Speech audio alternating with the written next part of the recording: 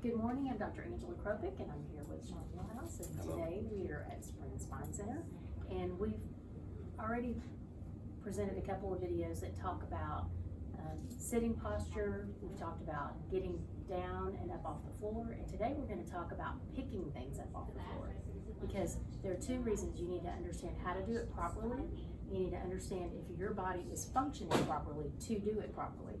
All of us need to pick up things off the floor, whether it's a baby, their toys, our dog, our cat, as you pointed out last time, our cat litter. We need to be able to pick things up off the floor. We need to be able to do it properly and without pain, and it's definitely possible. So Sean's going to show us a few exercises and proper posture that you're supposed to use when you're lifting off the floor, and I'm going to show you some treatment options for people who have problems doing it even properly once they're instructed. So I'm going to let Sean start with some stretches. Thank you, Dr. Kropik. And like she just said, sometimes, you know, when you go to pick things off the floor, and if you're having a hard time, sometimes it may just simply be you're weak. Sometimes it might be there are certain muscles that are tight and you need to stretch out. And then third is maybe there's an underlying issue that she just talked about, and she'll go into a little bit more detail. Problem, or even just tight muscles. Yeah, and some combination of the both, or maybe even all of them. So first thing, I have a little ball on the floor. I don't know if you can see this. It's actually 15 pounds. So I want to demonstrate a couple of different ways that I normally see people do this incorrectly. First and foremost, if it's something heavy and you have help, get some help. Right. Okay, don't try to lift something by yourself and be a hero. Do it. Get help. Do it right. Don't get injured. Don't injure yourself. If it is and you are by yourself, these techniques will definitely help. But I want to show you first what a bad way to lift things look like. So first, there's two different ways I would tend to see people lift things that aren't really smart.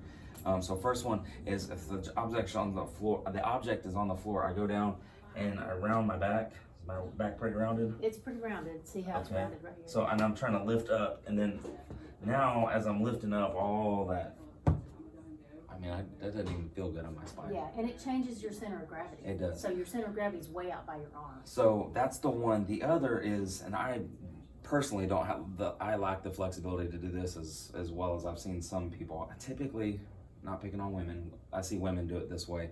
Guys, we just aren't as flexible in the hamstrings. But I see, and this tends to be like in the yard or the garden. When I'm driving through my neighborhood, I'll see ladies where their knees are literally locked out and their hips are down, and they're just folded in half, picking things up and doing things like this. And so then they go to pick it up, and it's the same thing. It's just not good on your spine. Even picking up your own body weight, like being down, right. even weeding or doing whatever you're doing in the garden and being down there, and maybe you're not picking anything up, but just lifting up from that position. Correct. So now I would like to I'll show you from the side and then also from the front. So when if I want to pick something up, I want to get whatever I'm picking up, I want to be over it, okay? So almost underneath you just a little bit. So, and then you're going to bend at the knees. You want to drop the hips, pick whatever up, and you're keeping that neutral spine pretty much throughout. And then I just pick it up like so, okay? So I'll show you from the front. So it's here. So the object, I know you can't quite see the ball, but the object is completely under me. I'm squatting down, my spine is neutral, and I just pick it up from there, okay? So that's pretty much it on the actual form to do it. Just real quick, I'm gonna run through a couple exercises that you can do that will help get you strong enough to do that. And then also a couple stretches that will help increase the flexibility, which will also allow you to do that. So first, I wanna show you just a simple squat. So I'm just gonna use the same ball. When I'm teaching people this pattern, I just like to have something behind them for peace of mind. So a chair or table in this case. I'm gonna hold the ball up against the chest. This could be a dumbbell, could be whatever you want it to be. But all I'm doing is I'm simply sitting down and I'm pushing those hips back and then standing up. Okay, so I'm sitting down like so, okay? Just like that. So that's 10 times, a set of 10 or 2. The other one is a hip hinge. So I would take that same object, I would bring it below the chest. I do like to bring the elbows under, so you're kind of holding it like so, because this is the hardest movement. Dr. Kropik loves this movement. She thinks I'm not going to demonstrate. She doesn't understand why this is even like. I was a dancer. Dancers don't do a hip hinge. Yeah, right. Except for she plays golf. Okay. Well, golfers do. Right. So here, and then you're bending through the hips, keeping the back straight. Okay, so I'm leading with my hips. I don't know if you can see that. So leading through my hips, coming up and squeezing the glutes, okay? So that is a hip hinge. So it's here to here. Okay, so let me show you from the side the difference. So a squat is I'm up, I'm squatting down, so my hips are dropping lower, my knees are bending more. Okay, so it's here, here. That's a squat. Hinge is I'm pushing those hips back. My knees are slightly bent, but they're not. And if you'll look, his whole spine is in alignment. If you see he's looking at you right now, but if he were not, it'd be all flat and all straight. His shoulders aren't rolled. He doesn't have his hips rolled up underneath him, which is my tendency to do that. Or the Dr. Kropik is. Yeah, Look exactly, looking up. Neck needs to be right Correct. aligned with the spine. Okay, so those are the two exercises that can help increase the strength. I'm gonna use Dr. Kropik here real quick to show me a couple stretches. So the hamstring, yep. So, and we're stretching the right hamstring out right now. I want you to stand up as tall as you can, keeping both legs as straight as you can. Just pretend like somebody's like pulling your head with a string. You feel that in that right hamstring? Yeah, absolutely. And you're just trying to keep that right toe back. And a lot of times I see a mistake on this one is like they'll start reaching for the toe. Go ahead and reach for the toe. And so she knows how to keep her back straight, but even she's still rounding just a little bit. So the more you keep that spine straight, the more you're gonna feel it more too. The more you're gonna feel that hamstring, okay? You're gonna kind of stretch it from the top down. Okay, so you do that 30, 40 seconds, and then we'd switch sides. The next one, I'm gonna have her sit down, please. I'm gonna cross the leg like a guy, okay? And then same thing. But I'm a girl. I know. Sit up as tall as you can, okay? And then you're keeping that spine straight and that back straight. You can try to bend from the hips and lean forward. But again, and just I'll do it from the side too, yeah. if you want me to. That's perfect. The lower, it's gonna be a little harder, so the table's up a little higher, but like if it was lower, she'd probably feel that in that right hip just a little bit more. But there you Can go. you see from the side? How about the right here? So I'm gonna do the other leg. Here, I'll hold it so you don't like fall. Okay. Okay. Tell So me sit up as how tall I as you do can. it. Yep. Back straight. And then she's just leaning forward, keeping that back straight. And so she's keeping that neutral spine. So those hips are coming forward. I'm kind of bending behind you too, just the same way. Instead of the movement coming from Like here, this. it's here. Yeah.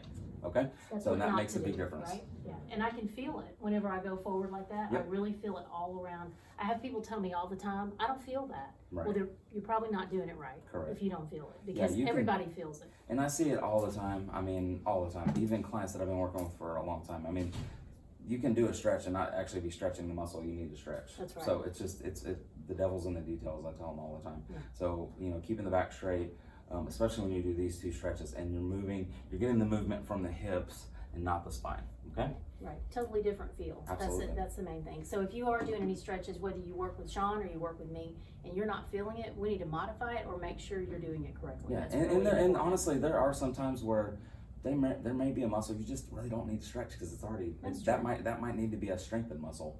But like certain targeted stretches, like if you have certain tight muscles that need to be stretched, and whether it's Dr. Kropik or I have said, you really need to stretch your hip flexors out or something, and you're doing the stretch and you're not feeling it in that area, then you're doing something wrong probably. Right, or like you said, there could be another muscle that needs to be strengthened, and maybe your hip flexors don't need to be stretched. That is rare. Most everybody needs to stretch their hip flexors. However, it can happen. And then what Sean is really good at is figuring out which muscle groups need to be strengthened so that you can feel that. He's done a lot of work with me with opposing muscle groups. Like I might have pain when I do a certain movement. He goes, okay, well that means we need to strengthen the other side. Or maybe not the other side, but he knows which muscles they are. So, so it's always good to seek help whenever you're noticing a problem. For sure. And then, so I really address the first two, which is the strength and the stretching end of things. And that's kind of where, where my expertise lies. But like we talked about at the beginning of the video, is if there's there's an underlying issue, whether it's a disc issue or whatever, that's out of my realm of expertise, and that's where Dr. Kropik comes in and she can help you. So right. So when a patient comes in and they are having a problem lifting, or they tell me they lifted something improperly and their back is hurting, we want to evaluate. We want to make sure there's not a disc problem. We want to make sure there's not another type of underlying problem. Even just alignment. It's not always a disc. Sometimes it's just a matter of movement. Your sacroiliac joints. You hear that a lot. A lot of people have fixed sacroiliac joints, they're not moving properly. So when they try to do that hip hinge that Sean was showing you, they can't do it. They couldn't do it even if they were doing it perfectly correct, because they have a fixation there. So with chiropractic, we're gonna obviously look at the muscles, we're gonna look at weakness and evaluate that. Now where Sean's better than I is knowing how and which exercises are safe and which ones the patient needs specifically. I can say, you know, their hip flexors are tight or their hamstrings are weak, but he knows what to do. So that's where I send to Sean. On my end, with the disc, we would possibly do x-rays. We would definitely check your range of motion. We would do some orthopedic testing to see if there is a problem. And there's many, many ways that we can help people prior to surgery. People don't like to hear disc because they start thinking surgery. There's a lot we can do. If you need surgery, we'll send you to a spine specialist. But if you don't need surgery, there are a multitude of ways to treat disc problems. One is going to Sean and strengthening. Another one is we have spinal decompression. Another example, I have my table back here that I was using to stretch. This is called flexion distraction, and it allows me to stretch each individual vertebrae down in the lower back. He was talking about doing that hinge. When people have a problem doing that, a lot of times we start with this. So I'm gonna have Sean lay face down on the table, so your face goes right in there. And after Sean gets off this table, we're gonna disinfect it. No offense, Sean. Fair enough.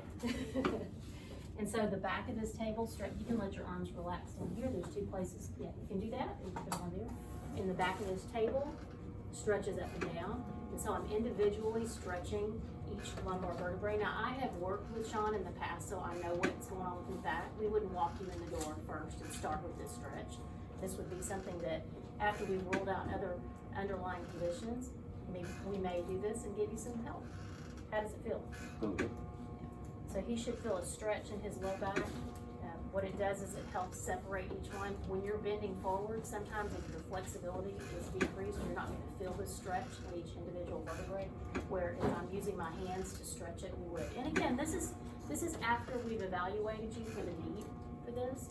And just like with Sean, nobody's going to do anything without a full examination and making sure that it's something that's safe for you to do. And if you're not sure if it's safe for you to do, you need to talk to me or you need to talk to your family physician and be clear before you do any type of exercise.